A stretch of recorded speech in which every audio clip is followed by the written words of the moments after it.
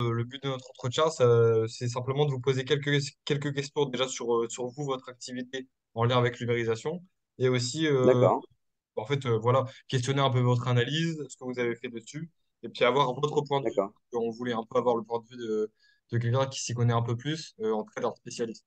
Donc voilà. d'accord.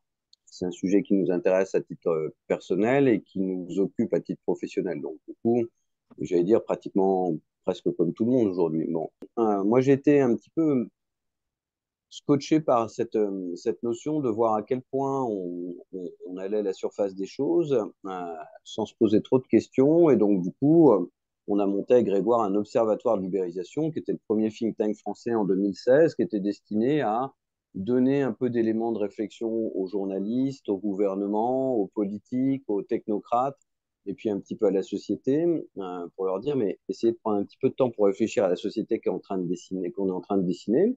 Elle nous plaît pas, comme vous le disiez justement tout à l'heure. On n'est pas là pour la juger. Faut faire le travail d'un paléoanthropologue. C'est on juge pas, on observe. Et puis à partir de l'observation, après, on les frotte à des visions. Et on dit, bon, bah, si c'est notre vision de la société de le faire comme ça, c'est parfait. Si c'est pas notre vision, on le fait autrement.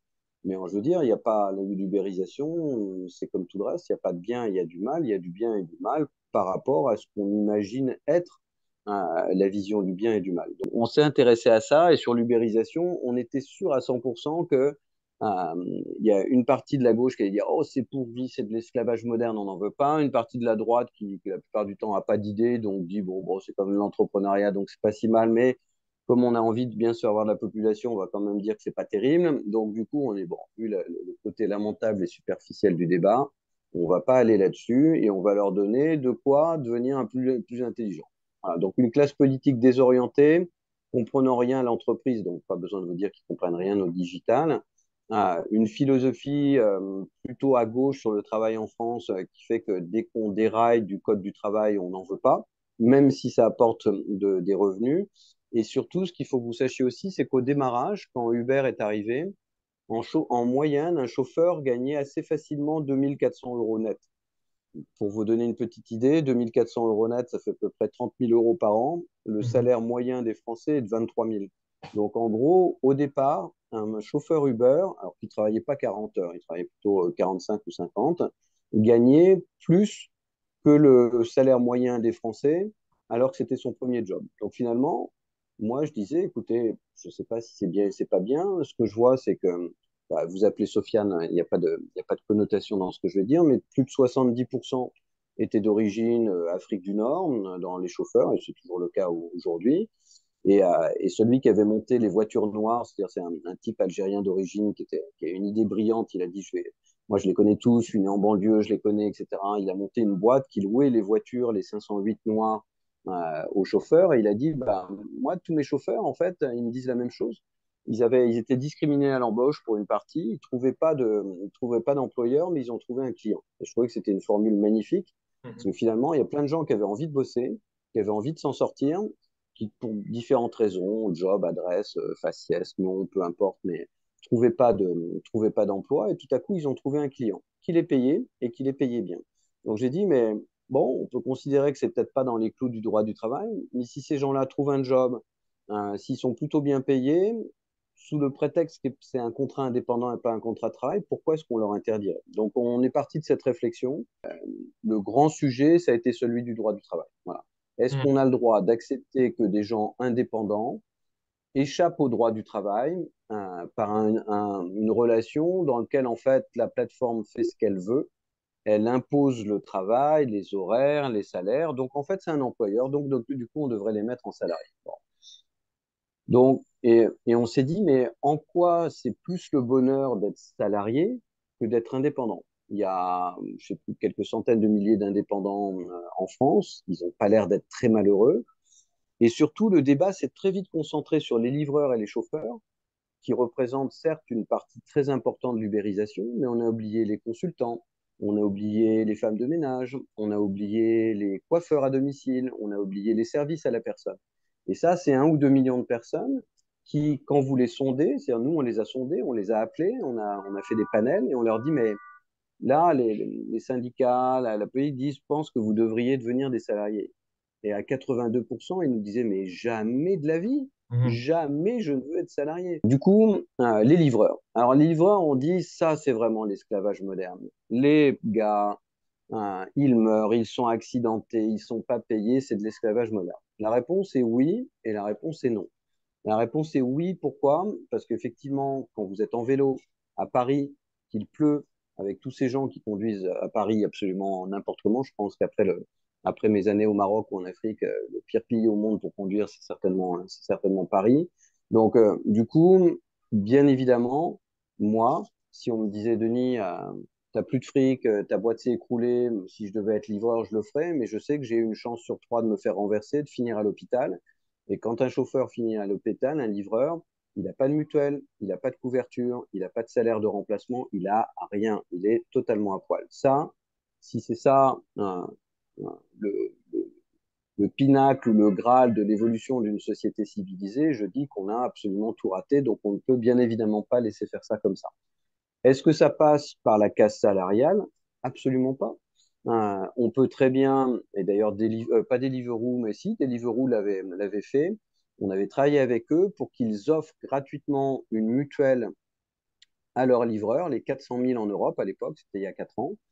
Et donc, du coup, ils avaient une super mutuelle qui ne payait pas, qui était presque meilleure que celle d'un salarié, ce qui fait que quand ils étaient accidentés, eh ben, effectivement, ils étaient pris en charge, ils avaient un salaire de remplacement, tous leurs frais médicaux étaient couverts, etc. Et on n'a pas eu besoin de passer par la case salariée. Donc, la vraie question qui reste à poser, c'est, est-ce qu'on doit en faire du droit du travail? Moi, ma réponse à moi, c'est non. Par contre, est-ce qu'on doit améliorer leur socle social? La réponse est oui.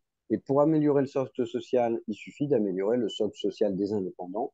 Et on n'a absolument pas besoin de passer par la casse travail, convention collective. Le vrai responsable, c'est pas Uber, c'est le consommateur. Si le consommateur dit, bah moi, tant que les livreurs seront pas bien payés, je commanderai pas chez moi. Si les clients disent tant que les chauffeurs Uber seront pas mieux payés, je les utilise plus. Qu'est-ce que va faire Uber? Il va essayer de se débrouiller pour changer son modèle économique et faire en sorte de mieux payer les gens. Est-ce que ça arrive, ça? Non.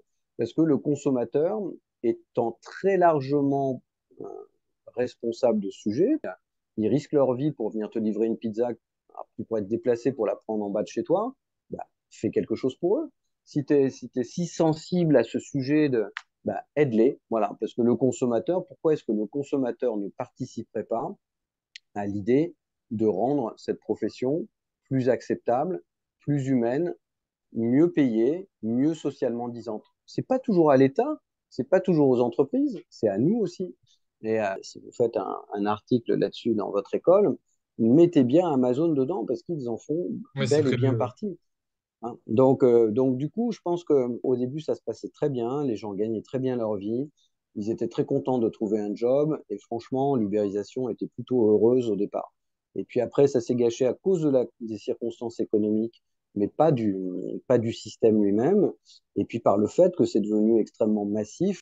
À partir du moment où vous êtes une boîte comme Uber, ou Wish, ou Deliveroo, ou Uber Eats, peu importe, euh, door-to-door, Dash ici aux États-Unis, à partir du moment où vous commencez à former vos indépendants, si vous leur offrez une mutuelle, si vous commencez à leur donner des avantages qui ressemblent à ceux d'un salarié, ben, il suffit d'un salarié ou d'un syndicat pour aller devant le juge et vous êtes requalifié en droit du travail. Donc, c'est quoi le problème contre lequel nous, on a essayé de lutter? C'est de dire, bah, vous voulez qu'ils fassent mieux. Ok, très bien. Ils voulaient qu'ils leur offrent une mutuelle. Ok. Vous voudriez qu'ils les forment pour les préparer à l'avenir, parce qu'ils vont pas être chauffeurs-livreurs ou ils vont pas être à vélo jusqu'à 65 ans, bien évidemment. Bah, très bien. Donc, laissez les plateformes améliorer le socle social des indépendants. Bah, c'est pas possible en France.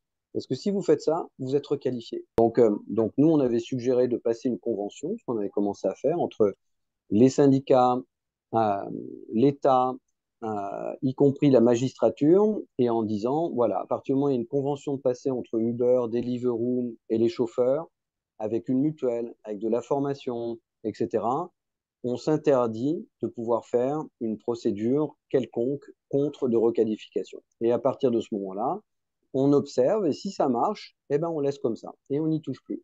Et on fait en sorte de revenir sur la table de négo tous les 2 ans, tous les 3 ans, parce que bien évidemment avec l'inflation aujourd'hui, je je peux vous dire qu'un chauffeur, même à 2000 balles à Paris, il s'en sort plus. À Mhm. 2000 balles à New York, il s'en sort plus. Pour avoir un studio à New York, vous déboursez 3500 $ par mois, hein. Donc, du coup, si vous gagnez pas au moins 6000, vous en sortez pas. Non. Mhm. Ou alors, vous partez à 2 heures bosser, tous les matins, vous mettez 2 heures pour venir dans Manhattan, chercher un client, c'est pas possible. Bon. Donc voilà, vous avez un petit peu le truc. Donc, la Ouais, bien sûr. méconnaissance des politiques, le paradoxe du droit, l'hypocrisie d'acteurs comme Amazon et surtout la grande déresponsabilisation des consommateurs qui estiment qu'ils n'ont pas de responsabilité dans cet état de fait, alors qu'en fait, ils sont plus responsables que n'importe qui. Voilà.